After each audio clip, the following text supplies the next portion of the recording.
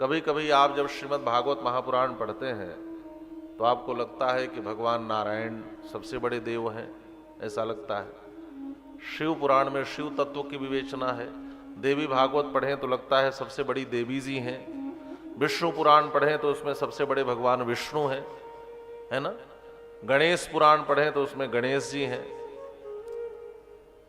तो कभी कभी व्यक्ति इस चक्कर में पड़ जाता है कि सबसे बड़ा कौन है, और मैं कहता हूं कि इस चक्कर में पड़ना ही नहीं है। जब आप पुराणों की स्थिति को देखेंगे तो एक चीज पाएंगे। अच्छा, आपके घर में आटा है, कभी उस आटा से आप रोटी बनाते हैं तो भी अच्छी लगती है, और पराठा बना ले तो वो भी, उसी से और कोई व्यंजन बना ले तो वो भी, तत्व तो एक ही है, लेकिन थोड़ा सा स्वाद बदलने के लिए जब कुछ बदल करके आप बनाते हैं तो उस समय में वही सबसे अधिक स्वादिष्ट लगता है। वैसे ईश्वर तत्व एक ही है, लेकिन वो अपने लीलाओं के माध्यम से अलग अलग रूप बना करके जब लीला करता है तो हम उसके लीलाओं में अलग अलग स्वाद लेते हैं। बाकी वह एकम सद विप्रा बहुधा वदंती, तत्व एक ही है। विद्वान लोग, ब्राह्मण लोग उसी को अलग अलग रूपों में, अलग अलग नामों से पुकारते हैं।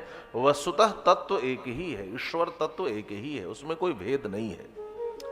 षटकुलीन महात्माओं के मन में भी यह प्रश्न उठा कि परतत्व कौन है, किससे पूछा जाए।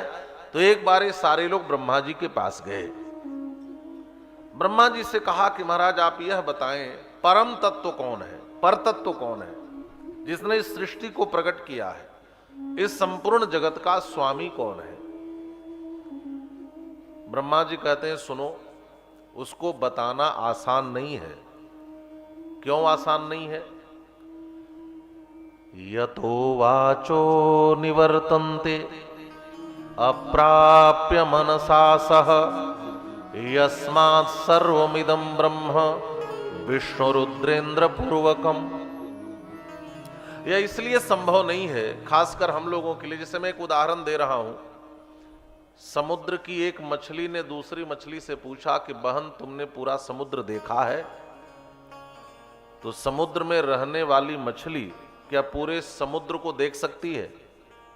अच्छा, वो समुद्र से बाहर भी आकर खड़ी हो जाए तो पूरे समुद्र को देख सकती है? हम लोगों के मन में भी यह प्रश्न उठता है कि ईश्वर है तो दिखाई क्यों नहीं देता। ये प्रश्न सबके मन में उठता है, वो दिखता क्यों नहीं है।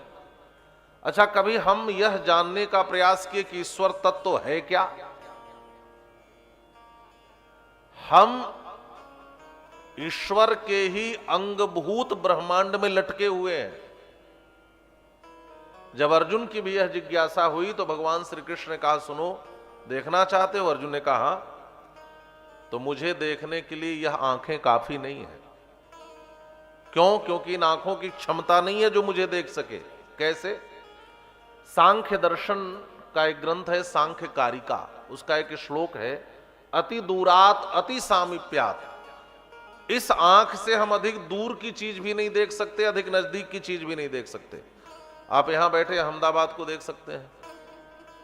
अच्छा, आपकी आंख के सबसे नजदीक नाक का मूल भाग है, आप देख सकते हैं। आपको अपनी आंख से पूरी नाक दिख रही है? अरे सबके पास से ट्राई करके देख लो। इसका मतलब यह है कि हम आंख से सबसे करीब की चीज भी नहीं देख सकते और दूर की चीज भी नहीं देख सकते। तो आंख में इतनी क्षमता नहीं है। तो भगवान श्री कृष्ण कहते हैं अर्जुन दिव्यम ददामि ते चक्षु, मुझे देखने के लिए तुम्हें दिव्य चक्षु चाहिए। और उन्होंने दिव्य चक्षु दी, चक्षु माने आंख दिया। उससे अर्जुन को अपने विराट रूप को दिखाया। अब ध्यान से सुनना, ईश्वर का असली स्वरूप क्या है मां कौशल्या को भी दिखाया। राम कथा आपने सुनी होगी तो कृष्णावतार में अर्जुन को दिखाया और रामावतार में मां कौशल्या को दिखाया। मैया ने क्या देखा? मैया ने देखा दिखरावा मातहि निज अद्भुत रूप अखंड, रोम रोम प्रति लागेऊ कोटि कोटि ब्रह्मंड। उस ब्रह्म का, उस ईश्वर का असली रूप स्वरूप क्या है? वह विराट रूप में है। उसके एक एक रोए में करोड़ों ब्रह्मांड लटक रहे हैं। अब आप विचार करो कि उस ईश्वर के अनंत रोम है, रोए हैं, उस अनंत रोम में एक रोम में करोड़ों ब्रह्मांड है, और उस एक ब्रह्मांड में, हालांकि अभी तक लोग करोड़ों ब्रह्मांड नहीं मानते थे, जब हमारे शास्त्र कहते करोड़ों ब्रह्मांड है तो लोग कहते कितना बड़ा गल्प है ये। लेकिन अब दुनिया का सबसे बड़ा खगोल शास्त्री स्टीफन हॉकिंग की मल्टी यूनिवर्स की नई थ्योरी आई और उसने कहा कि नहीं अनेकों ब्रह्मांड है, तब आज अब लोग मानने लगे। हमारे शास्त्र कहते थे कि अनेकों ब्रह्मांड है, तब हमें गल्प लगता था। हमारी ही चीजों को जब कोई विदेशी विचारक प्रमाणित करता है तो हम गर्व से कहते हैं हमारे पास ये चीज थी, लेकिन पहले हम उसे स्वीकार नहीं करते। तो ईश्वर के एक रोम में करोड़ों ब्रह्मांड लटकते हैं। उस करोड़ों ब्रह्मांड में से एक हमारा ब्रह्मांड है जिसका नाम है कृष्ण गर्भ, और इस ब्रह्मांड में अनेकों ग्रह लटक रहे हैं। उसमें से एक पृथ्वी ग्रह है, और इस पृथ्वी ग्रह में भी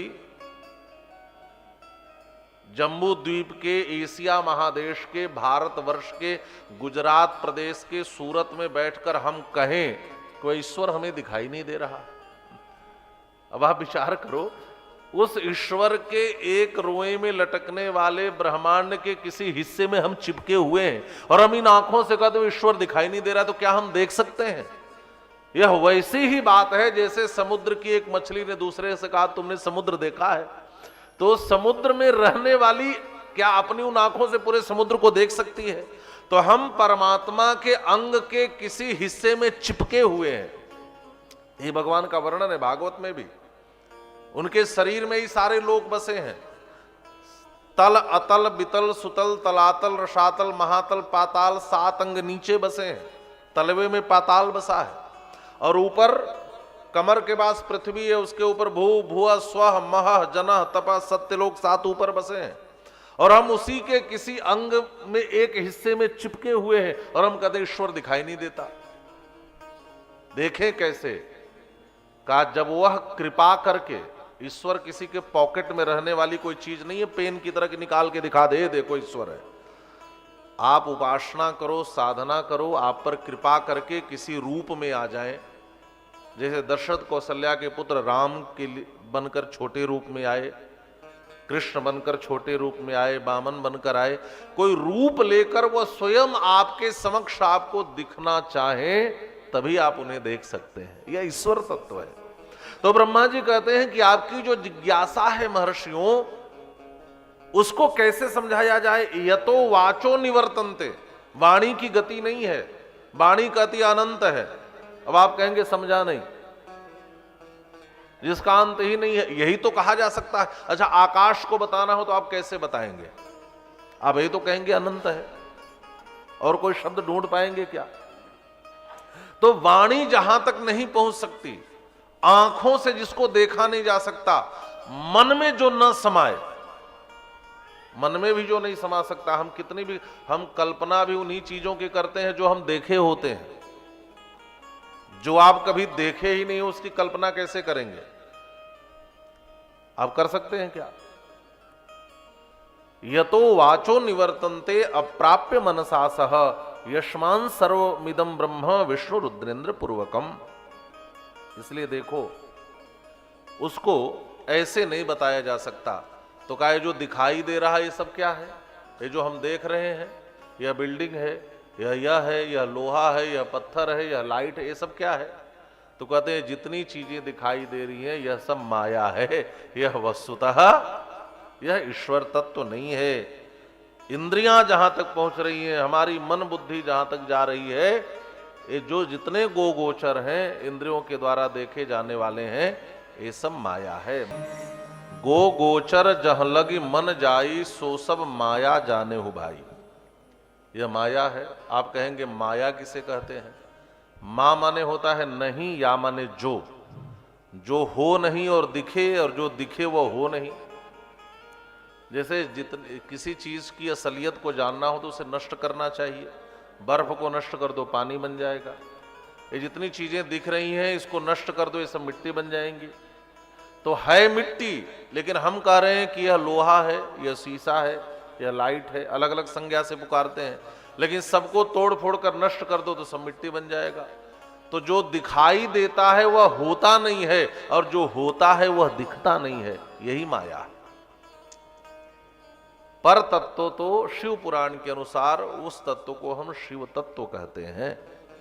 यह ब्रह्मा जी समझाए। तब सटकुलीन ऋषियों ने कहा, महाराज 3 प्रश्न हमारा है। साध्य क्या है, साधन क्या है और साधक कौन है? अथ किम परमम साध्यम किमुआ तत्साधनम परम साधकः कीदृशस्तत्र तद्दम ब्रूहि तत्वतः। ये 3 बातें जाननी चाहिए। साध्य क्या है, हम किसे प्राप्त करें। आज बहुत से लोग हैं जो लक्ष्य से भटके हुए हैं। हमें पता ही नहीं है कि हमारी असली प्राप्ति क्या है, हमें क्या पाना चाहिए। पूरा संसार भी आपका हो जाए तो वह पाना अधूरा ही है। एक बात कहूं, संसार अपूर्ण है, परिपूर्णतम एकमात्र परमात्मा है। और जब तक हम उस पूर्ण से नहीं जुड़ेंगे तब तक हम अपूर्ण ही रहेंगे, हम चाहे जितना पूरे संसार को अपना बना लें।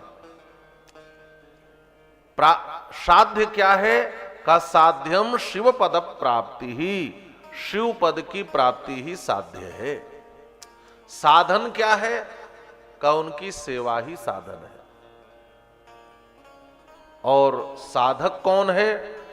कहा जो निष्प्रिय होकर के बिना फल की इच्छा करते हुए कर्म करता है, वही साधक है। साध्य शिव पद की प्राप्ति, साधन है सेवा, और वह साधक है जो बिना कामनाओं के सेवा करे। हम सेवा तो करते हैं लेकिन कामनाएं लेकर करते हैं, इसका मतलब हम सच्चे साधक नहीं हैं। सच्चा साधक वह है जो बिना कामना लिए सेवा करे। हम कोई सेवा तो करते हैं, गाय की सेवा करें, किसी दरिद्र नारायण की सेवा करें, लेकिन हम कामनाएं लेकर सेवा करते हैं। सच्चा साधक वह है जो कामनाओं को छोड़ करके सेवा करे, वह सच्चा साधक है।